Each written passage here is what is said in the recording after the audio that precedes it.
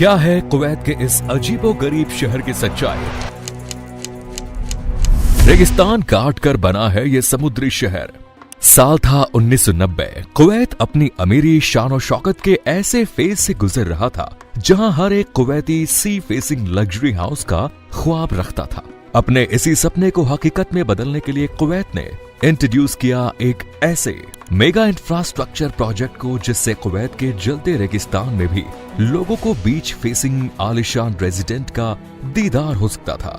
ये कहानी है रेगिस्तान के बीच बसाए गए ऐसे समुद्री शहर की जिसके लिए कुवैत ने नेचुरल लॉज से पंगा ले लिया और अपने देश को रिचनेस और रॉयल्टी का सिंबल बनाने के लिए समुद्र को खींचकर रेगिस्तान तक ले आए। बड़ी खूबसूरत इमारतों और टॉप नॉच आर्किटेक्चर के साथ आज इस शहर का कोना कोना कहता है कि the luxury is here, where are you.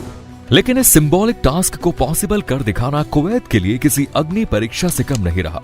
इस सफर में कुवैत को आग के ऐसे दरिया से गुजरना पड़ा जहां कई बार इस ड्रीम प्रोजेक्ट पर फेल्यूर के बादल भी छाए, मगर कुवैत ने बिना हारे कैसे सिविल इंजीनियरिंग के इस जीते जागते मॉडल को रियलिटी में बदल डाला, ये आज हम आपको बताते हैं।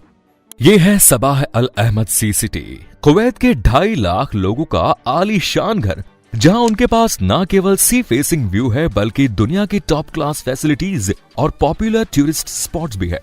यहाँ का रुतबा आज कुछ ऐसा है कि टूरिस्ट भी इसके दीदार के लिए तरसते हैं। दुनिया भर से लोग यहाँ आते हैं ताकि यहाँ के वाटर साइड लगून, एक्सक्लूसिव बीच एरियाज और एक्सेप्शनल एमिनिटीज का लुत्फ उठा सके। ये कहना गलत नहीं होगा कि हार्श क्लाइमेट और ड्राई डेजर्ट के बीच खड़ा ये एडवांस्ड इंफ्रास्ट्रक्चर कुवैत की रईसी को बयां करता है और उसकी खूबसूरती में 4 चांद लगा देता है। इस सिटी का चार्म कुछ ऐसा है कि यहाँ रहने वाला एक मिडिल क्लास आदमी करोड़ों की संपत्ति का मालिक नजर आता है। लेकिन इस आर्टिफिशियल वंडर को क्रिएट करना कुवैत के लिए इतना भी आसान नहीं रहा। इस देश के हार्श डिजर्ट में सी सिटी बनाने का सपना सबसे पहले कुवैत के एक वेल्दी प्रॉपर्टी डीलर खालिद अल मरज़ौक ने देखा। उनके जहन में यह ख्वाब 1980 के दशक में ही पनपा, क्योंकि क्रूड ऑयल के चलते 1960 से ही कुवैत अपने गोल्डन एरा को जी रहा था।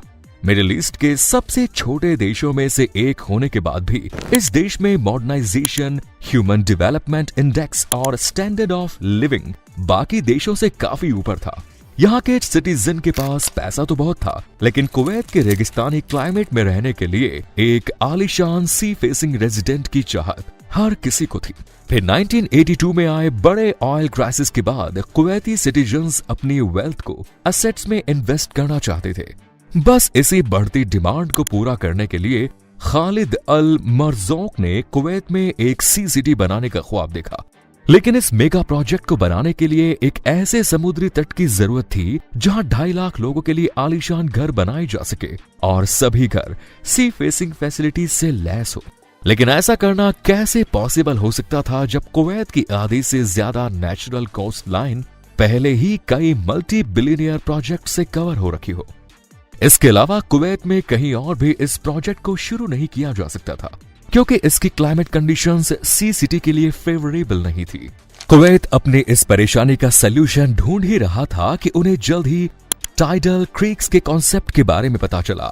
ये क्रीक्स सऊदी अरेबिया से 15 किलोमीटर दूर पर्शियन गल्फ में नेचुरली बनी हुई थी। टाइडल क्रीक्स असल में फ्यूनल शेप्ड वाटरवेज होते हैं जो ओशियन टाइड्स के प्रेशर से नेचुरली बिल्ड अप होते हैं। इन क्रीक्स में पानी समंदर की लहरों के फोर्स से खुद ब खुद फ्लो कर चला जाता था। बस यहीं से कुवैत ने भी एक ऐसा इंफ्रास्ट्रक्चर मॉडल खड़ा करने का ठाना जिसमें टाइडल क्रीक्स को बिल्ड करके उनके किनारों पर पूरा शहर बसाया जा सके। इसी ख्वाब के साथ इनिशियली कुवैत ने 2 पोटेंशियल प्रोजेक्ट साइट्स शुवेख और अल खिरन डिस्ट्रिक्ट्स को चुना, मगर एक नेचुरल टाइडल क्रीक को कॉपी करके आर्टिफिशियली तैयार करना इम्पॉसिबल टास्क को अंजाम देने से कम नहीं था। दरअसल समुद्री तट हमेशा हवा और लहरों के प्रेशर से अपने आप क्रिएट होते हैं। ऐसे में अगर इनमें बदलाव हो तो ये चेंजेस लंबे समय तक नहीं टिकते। इसीलिए इंजीनियर्स के लिए एक स्टेबल कॉस्ट लाइन को कंस्ट्रक्ट करना कुदरत के विपरीत जाने के बराबर था। इसीलिए इस प्रोजेक्ट को फुल प्रूफ बनाने के लिए एक ब्रिटिश डिजाइन कंपनी को शामिल किया गया, जिन्होंने कंप्यूटर साइमुलेशन से इस मेगा सिटी के डिजाइन को तैयार किया। कहां कितने क्रीक्स होंगे और क्रीक्स में सी वाटर फ्लो कैसे करेगा, ये प्लानिंग अभी चल ही रही थी कि कुवैत पर मुसीबतों का पहाड़ टूट पड़ा।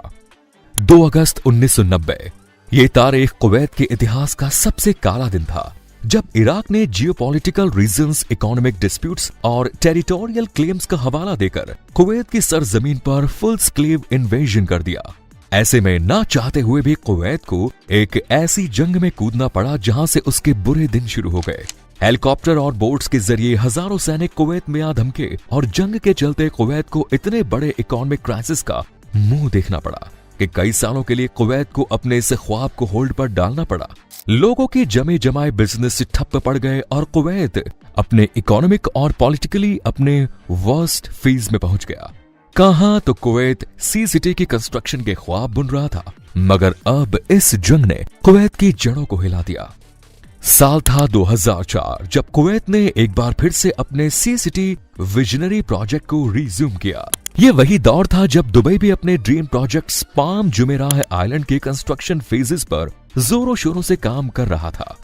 ये वही पाम जुमेराह आइलैंड है जिसकी चमक दुबई को आज मोस्ट डेवलप्ड सिटीज और डिजायरेबल शहरों में से एक बनाती है। ऐसा ही ख्वाब कुवैत की आंखों ने भी सजा चुका था। इसीलिए कुवैत ने भी हाईली डेवलप्ड कंट्रीज की लिस्ट में बढ़त बनाते हुए साबाह अल अहमद सी सिटी प्रोजेक्ट की कंस्ट्रक्शन पर जी जान लगा दी और आने वाले 16 सालों में कुवैत की सी कोस्ट की शक्ल को ही बदल डाली।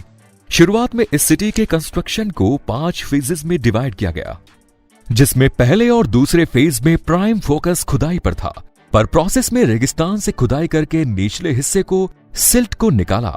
सिल्ट एक ऐसा कीचड़ और सैंड थी जिसके ऊपर कोई भी बिल्डिंग नहीं बन सकती थी, इसीलिए निचले हिस्से से इसे निकलना जरूरी था। इस प्रोसेस के लिए पहले ऊपरी लेयर से रेत को अलग किया गया, फिर नीचे से सिल्ट को निकालकर दोबारा रेत को भरा गया और जमीन के लेवल को ऊपर किया गया।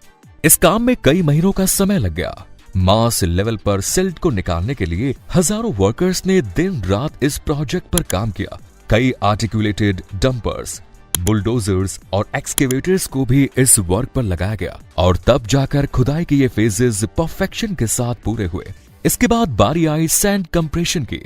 जाहिर था कि खुदाई के बाद फिल की गई सैंड अभी लूज थी और इस पर किसी भी तरह का कंस्ट्रक्शन करना पॉसिबल नहीं था, इसीलिए अगली प्रोसेस में सैंड को कंप्रेस किया गया। इसके लिए क्रेन से कई टन वेट लगाकर जमीन पर गिराया गया।